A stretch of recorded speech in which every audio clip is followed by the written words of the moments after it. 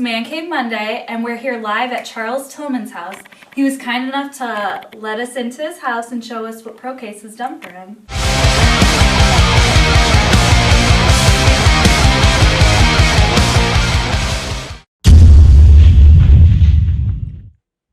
What's going on? Hey, what's up? How are you? You guys doing? Good. Would you mind just showing us around? Yeah.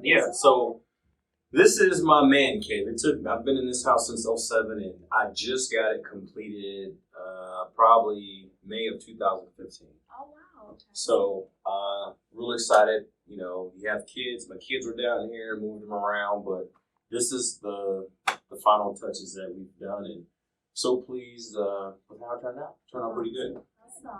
Some of my jerseys, Calvin Johnson and I had some great battles. The last time we went against each other, I asked him for his jersey. I asked him to sign. We swapped jerseys. Real good friend. RG3. A lot of people don't know this. We went to the same high school. We're from the same town. Oh really? What town is that? Copper Cove, Texas, baby. So I got RG3 to sign one. The greatest returnment in the history of the game. Devin had to get him to sign one. Lance Briggs, close personal friend, classmate. We came in the same draft class back in 2003. Same with Jason Winton, great guy. So I had to get these jerseys, put them up on the wall. Super Bowl jersey, 2006.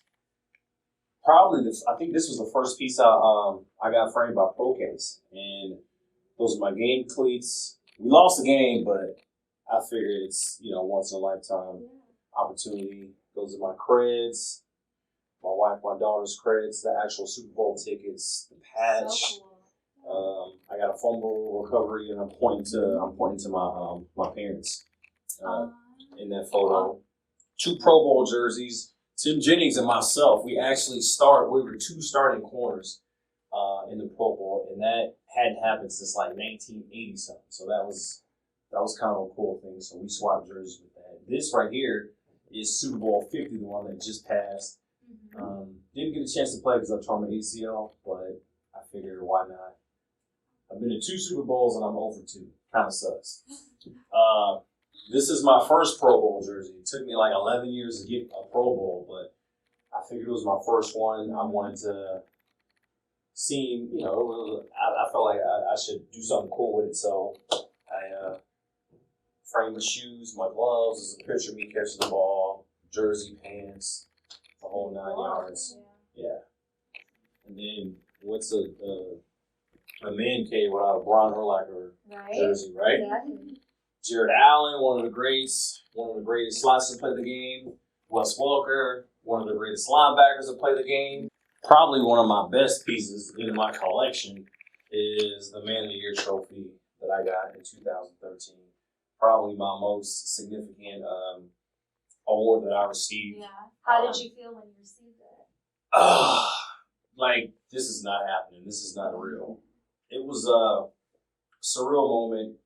Probably my greatest NFL experience in my 13 years of playing the game. Yeah. Greatest experience I've ever had.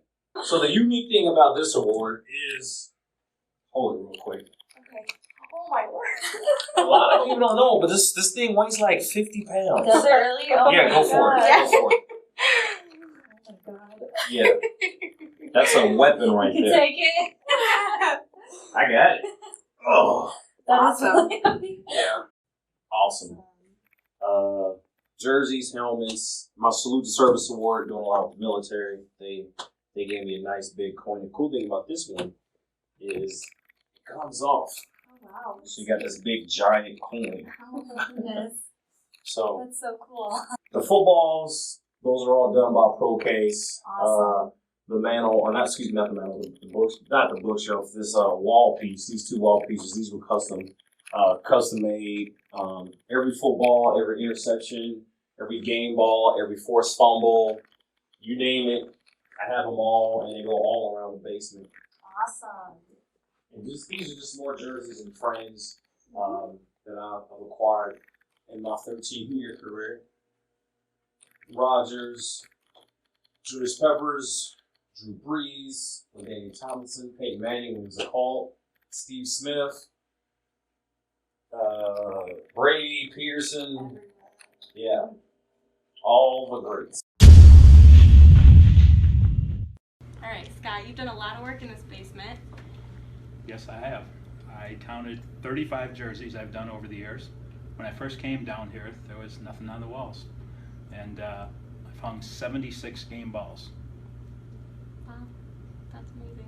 And the fun thing is watching Charles get jerseys. Sometimes he'd trade on the field. And when I framed these jerseys, a lot of these things, guys wrote a book to them. Real respect across the league of the battles that they've had with Charles. And it was kind of cool because when I first met him, 2003, the Bears drafted a guy called Peanut. And we're the monsters of the Midway. And it's like, Peanut? And this guy came along, and I've watched him grow, and I've watched his family grow, and it's been an awesome friendship. Peanut, what was your first experience with ProCase? How do you remember when you met Scott or anything like that? Yeah, I think it was just in the locker room. You know, he'd come around the locker room and he'd have pieces for other players. Then he'd have a book that you see and of all the projects that he'd done over time. And I think the first one he had done was, I had my draft class. We had like 12 rookies when I got drafted. So I had each rookie sign an 8x10. Then I had him sign, I had Scott frame each 8x10 for me. And in my old house, I had each picture in draft class order of the guys, of how they got drafted, or in the order that they got drafted. So yeah, that was the first project. Yeah. Talking about that draft class, one thing I collect in my home are helmets. And for 12 years, I had this helmet, which is very rare. It's the draft class from 2003. And I had different players who were drafted with Peanut sign it. Last year I thought, you know what, it's been in my home for a long time. I brought it over here and I said, this is where it belongs. And so Charles and I have traded a few things as time has gone on. And so I'm kind of, when I come in here, I see that, I go, I was happy to give that to him because this is something he'll have all his life. And the thing is, I believe, out of all the guys he was drafted with, Charles had the longest career. Correct? I think I did. Still going. Wow. Yep. Still going. Still going strong. Still going strong. Yeah. So what is the most unique piece ProCase has done for you, or maybe your favorite? Unique favorite. So in 2008, my daughter had a heart transplant, and as a result of that, she had to get these before the heart transplant. It was this thing, the device called the Berlin heart, and it was these two cannulas that had to go inside, or they actually sat outside her chest, but they hooked up to the aorta of the heart, the 4 valves. And after the surgery, you know, she gets that, and then she got the heart, and then they came to us and said, hey, do you guys want to keep the Berlin heart?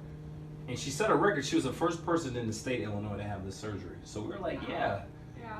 And I wanted to preserve them some kind of way. And Scott was like, hey, could you frame these for us? And he ended up framing them, and it turned out good. And I think Scott has a picture, or excuse me, the actual frame of what it looks like.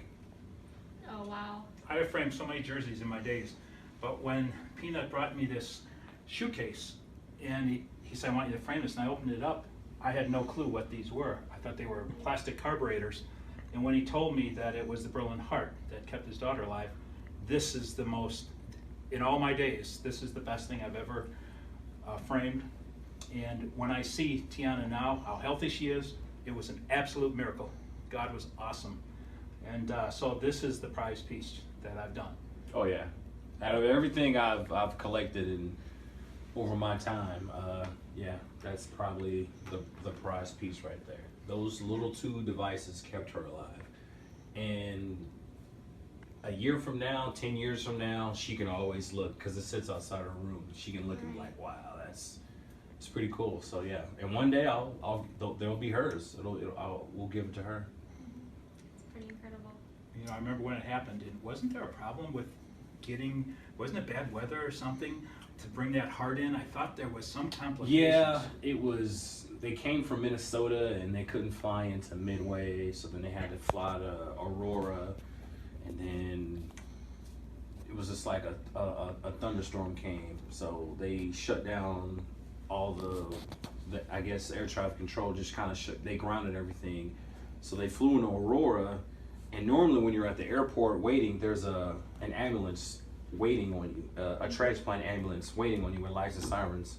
But they had to figure out how to get to Aurora, and then they just start calling like highway patrols, like, can we please get an escort back because we have a heart and it needs to be like in this person 10 minutes ago. So they coordinated it all on the fly, and long story short, it got to her in time and she received the heart. Yeah, and so that's kind of the story behind your foundation as well, isn't it? Yeah. Since then, you know, we started the Cornerstone Foundation, and that all started in 2008, and we've just been helping chronically, critically ill children. I like to say throughout the greater Chicago area, but we've gone abroad and done some worldly things as well. Yeah. And I don't know, man. God's been good. Life's been good. I've been blessed, and you know, a complete stranger blessed me. So I figured, you know, my wife and I, we figured that, you know, someone blessed us, so why not try to bless somebody else and just keep that gift of giving and, you know, keep that cycle going. Someone gave us a second chance at life with their daughter, so we're just trying to give everyone else a second chance at life. It's incredible. That's an awesome story. A couple of years ago when Charles won the Walter Payton Award, I watched him on television wiping the tears, and I'm sitting home in my living room wiping the tears, knowing the story behind the foundation. And knowing that I met Charles as he was this young rookie coming in, and I've been doing this for 25 years. I've been around players for that long, but I look at role models, and the thing is with Charles, he grew up to be such a great role model, and he's just somebody that I tell everybody about. And the cool thing with Charles is it's not just Charles, it's Charles and Jackie. They are a team. They do it all together. They have raised thousands of dollars of money, and it was all because of Tiana. And so I've also been, for the last 18 years, one of the sideline photographers.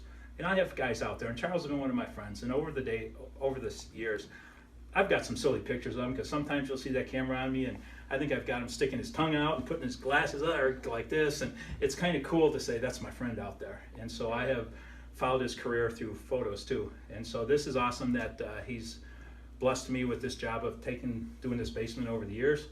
Kind of proud of it. Turned out cool. But most of all, I can call him my friend. I'm Charles Tillman, and what's in your man cave?